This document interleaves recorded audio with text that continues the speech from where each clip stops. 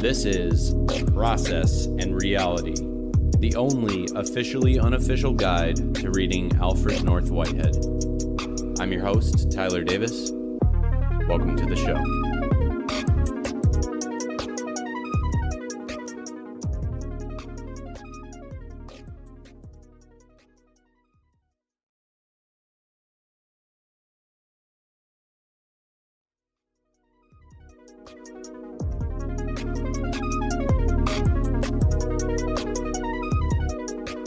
Part 1, Chapter 1, Section 1, Episode 3. Speculative Philosophy. Let's open our books up, and again, we're in the corrected edition, and we're on page 3. This course of lectures is designed as an essay in speculative philosophy. Its first task must be to define speculative philosophy and to defend it as a method productive of important knowledge. Speculative philosophy is the endeavor to frame a coherent, logical, necessary system of general ideas in terms of which every element of our experience can be interpreted. By this notion of interpretation, I mean that everything of which we are conscious as enjoyed, perceived, willed, or thought shall have the character of a particular instance of the general scheme. Thus, the philosophical scheme should be coherent, logical, and in respect to its interpretation, applicable and adequate. Here, applicable means that some items of experience are thus interpretable, and adequate means that there are no items incapable of such interpretation. Coherence, as here employed, means that the fundamental ideas, in terms of which the scheme is developed, presuppose each other, so that in isolation they are meaningless. This requirement does not mean that they are definable in terms of each other. It means that what is indefinable in one such notion cannot be abstracted from its relevance to the other notions. It is the ideal of speculative philosophy that the fundamental notions shall not seem capable of abstraction from each other. In other words, it is presupposed that no entity can be conceived in complete abstraction from the system of the universe, and that it is the business of speculative philosophy to exhibit this truth. This character is its coherence. The term logical has its ordinary meaning, including logical consistency or lack of contradiction. The definition of constructs in logical terms, the exemplification of general logical notions in specific instances, and the principles of inference. It will be observed that logical notions must themselves find their places in the scheme of philosophic notions. It will also be noted that this ideal of speculative philosophy has its rational side and its empirical side. The rational side is expressed by the terms coherent and logical.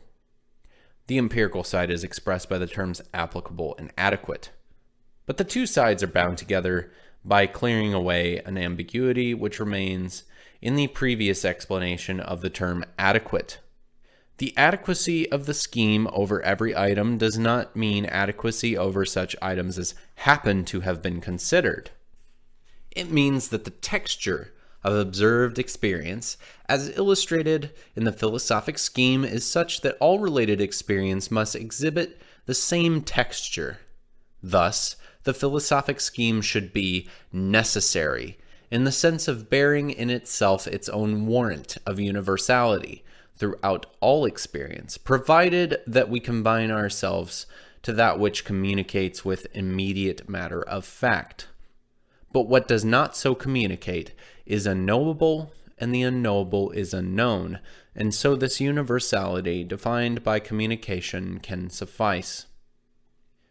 This doctrine of necessity and universality means that there is an essence to the universe which forbids relationship beyond itself, as a violation of its rationality. Speculative philosophy seeks that essence.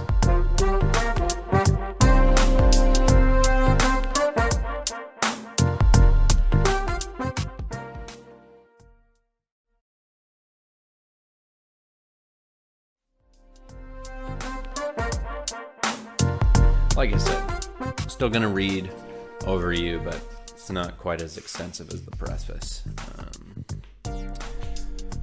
So like I promised, we're going to go line by line. I get a little bit more nitpicky as time goes on. I feel like some sections are a little easier to understand in this first portion. Speculative philosophy. He defines and defends speculative philosophy as a method to start out with.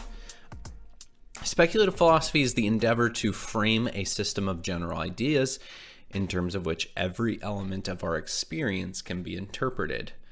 We're going to frame a system of general ideas, and we want to be able to account for everything. So if you're into theories of everything, this is it. The criteria for a theory of everything like this is that it should be coherent, logical, applicable, and adequate. Okay, so we're going to define each of those terms as we go on. Applicable, we're going to start with, though, meaning that we can interpret some experiences, that they apply to some notion. Adequate, meaning that no experience is incapable of being interpreted in our system, right? So we can interpret our system we can interpret our own experiences in the system, means that the system is applicable. It's applicable to our system. Adequate means that no experience. So for instance, you hear in Christianity, a lot of people talk about how their experiences were different from the system, and then the system doubled down on them.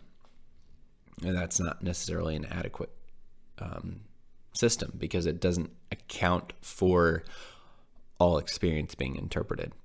You don't know what to do with some experiences. That's not an adequate system. The third point is coherence. Coherence is that the ideas of this philosophy presuppose each other. There's an internal logic to what's happening here. Any single idea of the philosophy alone is meaningless. Each of them matters in relationship to the other, i.e., relationship matters for meaning. Okay, this is very important. So if you want to write that down or whatever in your margin, relationship matters for meaning. Okay. Now, Whitehead lays out a presupposition. Okay. This presupposition is that we cannot conceive of an entity in complete abstraction from the system of the universe. Even if it's a thought or an idea, you cannot conceive of anything in abstraction from the thing in which you exist. That's impossible. Speculative philosophy, as a subpoint of this, is that speculative philosophy is responsible for demonstrating this fact. The system has to be logical, meaning that it needs to be consistent and capable of exemplification. Okay, so if we make a theory of everything, we have to be able to exemplify it. It can't be beyond people's words or anything. General logical conclusions in specific real-world examples is what we're looking for. Okay, general logical conclusions in specific real-world examples. The system also needs to be capable of inference. Okay, we need to take our specific ideas and carry them out to reach broader conclusions. These are very broad ideas. The third point under which what we're talking about still is that we can't conceive of an entity in abstraction from the system of the universe.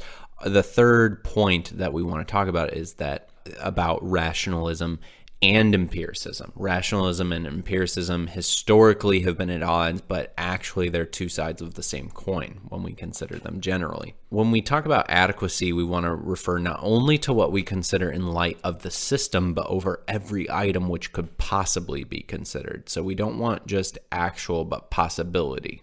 Okay, that means that we're going to have a more a sustainable system over the long term that's going to be helpful to more people over time, and it's going to be more accurate because it's more adequate. It's accounting for more possible data than is even actual. We'll get into that more. The third point underneath rationalism and empiricism as two sides of the same coin is that the strength of an idea is in how it stands the test of time. If the system of thought is on the right track, it will be able to account for all that exists, both actual and potential. Fourth, we're still talking about rationalism and empiricism. The universe in its own essence forbids relationship beyond itself as a violation of its own rationality. Speculative philosophy seeks the essence of this universe. The essence we're after isn't the essence of previous philosophers. This is, I think, a poor choice of words. The previous supporting paragraph kind of demonstrates this. We're going to get into more why this is. Existence precedes essence for Whitehead. He is an existentialist at heart, not in the sense of like a Kierkegaard or Nietzsche. It's just more the fact that just in the base level, he does not believe that existence precedes essence. He doesn't believe that essence precedes existence. He believes that existence precedes essence. So we'll get into more why that is. The third point in our overall lecture here, or the overall, not the lecture, I'm not lecturing you, I'm talking to you, in our talk for today, is that an adequate system is a system where we can see how all related experience exhibits the same texture. Texture is another word for the essence, right, that he's talking about, or common ground, I would like to say, or baseline that Whitehead is seeking. He's looking for a baseline, right? The system becomes necessary because the reason is that it's a universal system. A universal system is self-evidently universal. Again, just follow us for a second. Just kind of assume. If it's universal, it would probably be self-evidently universal, right? So, in other words, if you found a universal system that worked, just by nature of it working well, it would be a necessary system, right? It contains its own internal warrant. A better way to say it might be that it's a compelling system, a useful system, or it's necessary for progress, right? The caveat to this is that we need to confine ourselves to what communicates with immediate matters of fact, or in other words, with actual reality. So we often talk about the actual and the potential in this philosophy. If it conflicts with the actual, then there's a problem. Now, the next portion that we're going to cover it's a little bit wordy, but my take on it is kind of as follows. So Whitehead says, what does not so communicate is unknowable, and the unknowable is unknown. And so this universality defined by communication can suffice. This is super wordy, so this is my take on it. I could be wrong. I think that I have a more pragmatic view on Whitehead himself than other people do. Like, they kind of are like, oh, he's so hard to read, and like, you got to do all this work to like understand him. And I just think that he would laugh at that, because he was like, just give it a stab, right? So this is my stab at it in light of that view of Whitehead. What is not actual or possible is unknowable, right? Think about that. What is not real in actuality and not possibly real is unknowable. And the unknowable is unknown. Okay? That is to say, it's undefined. Okay? We cannot define the unknowable. So we're not even talking about what's imaginary. Okay? What is it? What's unimaginable? Those kinds of things, they are unknown and undefined. Okay? So we are not concerned about what we cannot know or cannot define. We are going to be pragmatic about this. If that troubles you, there are plenty of people who it troubles, but this is not the place for that. We're going to be pragmatic about this. We're going to focus on what we can worry about. When we define using communication, we cannot possibly be referring to something undefined even if we are insane. And here I want to bring up Wittgenstein, Ludwig Wittgenstein. I have this theory that Wittgenstein read some Whitehead because Wittgenstein was Russell's student and Russell was Whitehead's student. And so I have this theory that Wittgenstein read Whitehead and was like, he was onto a couple of things. Also, I hate him, and decided to write the Tractatus, because there is this famous intro line into the Tractatus where he says, basically, screw footnotes. All of my thoughts are original, and if they happen to coincide with another philosopher's thoughts, that's not my problem. When you're as brilliant as Wittgenstein, you get to do that. But I think that really he read some of Whitehead's work, and he latched onto this kind of thing of what is not actual or possible is not knowable, the unknowable is unknown, that is to say undefined, and when we define using communication, we can't possibly be referring to something that is undefined, that is to say unknowable. I think that's kind of the logical basis of the Tractatus in the analytic tradition.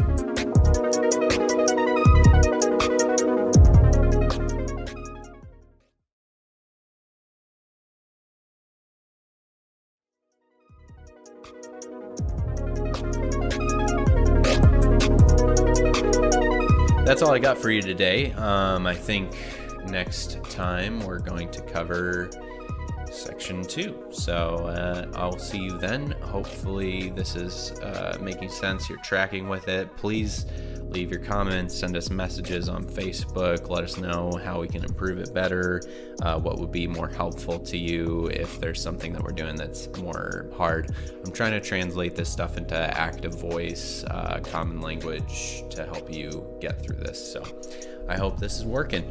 This is Process and Reality.